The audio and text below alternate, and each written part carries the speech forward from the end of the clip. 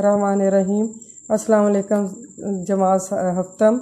आज का हमारा उन्वान है सच्ची खुशी, और जिसके मुसन्निफ़ हैं असद मजीद, और ये आपकी उर्दू की सरीर खामा किताब में से ये सबक लिया गया है जो सफ़ा नंबर 32 ता 34 पर मुश्तमिल है। और ये कहानी मुकालमा की सूरत में लिखी गई है। इसके तकरीबन 4 किरदार हैं। आमना की अम्मी और उस घर की मुलाजिमा सकीना और उसकी बेटी।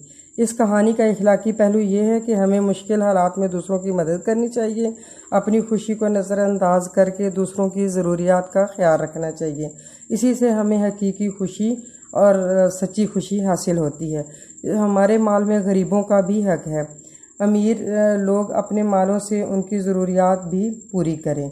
कुरान पाक में सूरत ज़ुर्रियात में अल्लाह ताला का इरशाद है, वफ़ी अम्वालिहिम हक़्क़ुल लिस्साइल वल महरूमी।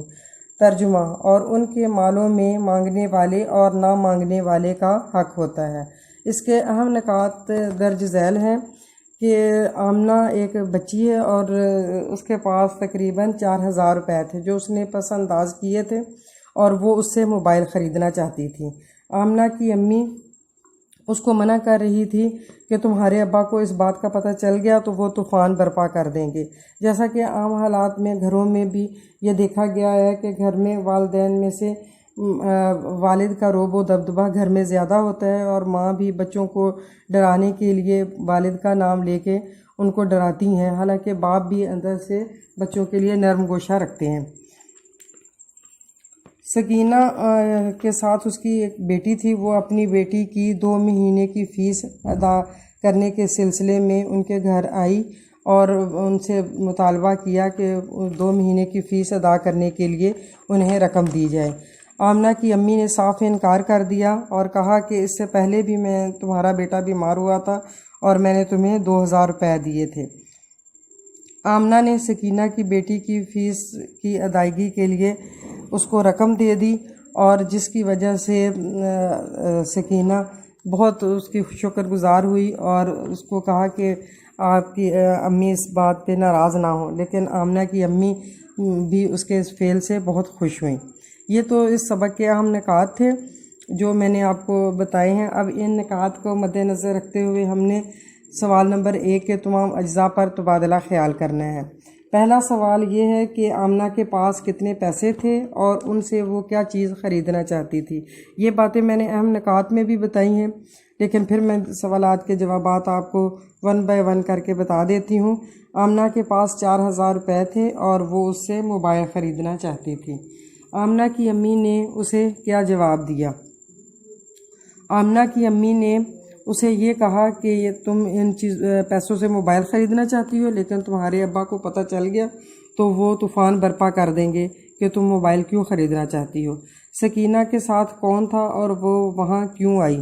सकीना के साथ उसकी बेटी थी और वो अपनी बेटी की 2 महीने की फ़ीस की अदायगी के सिलसिले में वहाँ आई, और उसकी 2 महीने की फ़ीस 4000 रुपये थी। आमना की अम्मी ने सकीना से क्या कहा? ये सवाल है, और इसका जवाब कि आमना की अम्मी ने सकीना से ये कहा कि उस दिन तुम्हारा बेटा बीमार हो गया था तो तब भी मैंने तुम्हें 2000 रुपये दिए थे। फिर अगला सवाल है, आमना ने पैसे लड़की को क्यों दे दिए? इसका जवाब है कि आमना ने तो वो रकम अपने लिए जमा की थी, वो उससे अपनी पसंद का मोबाइल ख़रीदना चाहती थी, लेकिन जब उसने उनको इस कसम पुर्सी में देखा और उनको मजबूर देखा कि वो और उसने सोचा कि मेरी पढ़ाई से ज़्यादा बेहतर ये है कि मैं इस गरीब और ज़रूरतमंद की मदद कर दूं, तो आमना ने वो पैसे मोबाइल ख़रीदने की बजाय सकीना की बेटी की फ़ीस की अदायगी के लिए दे दिए।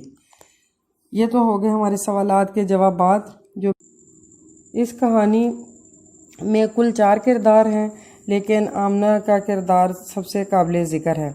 आमना का किरदार जब हम लिखेंगे तो इन असूल व ज़वाबित को मद्देनज़र रखते हुए हम किरदार निगारी करेंगे। पहले पैराग्राफ में हमने ज़ाहरी शक्ल व सूरत लिखनी है, और दूसरे पैराग्राफ में किरदार की अदात व एतवार को आपने बयान करना है। तीसरे पैराग्राफ में दूसरे किरदारों के साथ सलूक कि इस किरदार का यानी कि आमना का दूसरे किरदारों के साथ क्या सलूक था। اور سب سے لاسٹ پیراگراف میں دوسرے لوگ اس کے بارے میں کیا رائے رکھتے ہیں۔ تو اب ہم یہ کردار لکھنا شروع کرتے ہیں۔ آپ نے غور سے ان نکات کو مد نظر رکھتے ہوئے کاپی پینسلز اپنے سامنے رکھیں، اور جو میں الفاظ بول رہی ہوں، جو پیراگراف، ان نکات کو مد نظر رکھتے ہوئے آپ نے بھی یہ پہلا پیراگراف لکھنا سٹارٹ کرنا ہے۔ پہلے پیراگراف میں ظاہری شکل و صورت ہم لکھیں گے آمنہ کی۔ آمنہ ایک معصوم سی شکل کی بچی اور خوبصورت خد و خال والی لڑکی تھی، جو بہت عاجز اور نرم دل کی مالک تھی۔ اور دوسرے پیراگراف میں ہم یہ لکھیں گے، اس کی عادات و اطوار کے بارے میں لکھیں گے۔ وہ چونکہ بہت نرم دل اور دوسروں کے لیے بہت نرم گوشہ رکھتی تھی، اپنے اخلاق و عادات کی وجہ سے وہ پورے محلے میں بہت ہر دل عزیز تھی، اور سب کو اس نے اپنے اخلاق و عادات کی وجہ سے اپنا گرویدہ بنا لیا تھا۔ تیسرے پیراگراف میں آپ نے لکھنا ہے کہ دوسرے کرداروں کے ساتھ اس کا کیا سلوک تھا۔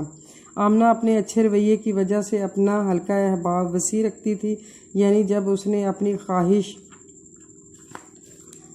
پوری کرنے کے لیے اپنا پسندیدہ موبائل خریدنے کے لیے رقم جمع کی، جو کہ 4000 تھی، اسی اثناء میں جب گھر کی ملازمہ سکینہ اس کے اپنی بیٹی کے ہمراہ آئی اور اس نے اپنی بیٹی کی 2 ماہ کی اسکول کی فیس، جو کہ 4000 تھی، اس کی ادائیگی کا مطالبہ کیا، تو آمنہ چونکہ نرم گوشہ رکھتی تھی، فوراً اپنی پس انداز کی ہوئی رقم 4000 ملازمہ کی بیٹی کے ہاتھ تھما دیا تاکہ وہ فیس ادا کر سکیں۔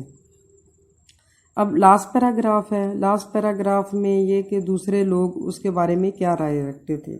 آمنہ کے حسن سلوک کی وجہ سے اس کے رشتہ دار، دوست، احباب سب اس کے گرویدہ تھے، اور غریبوں سے حسن سلوک کی وجہ سے سب لوگ اس کی عزت کرتے تھے۔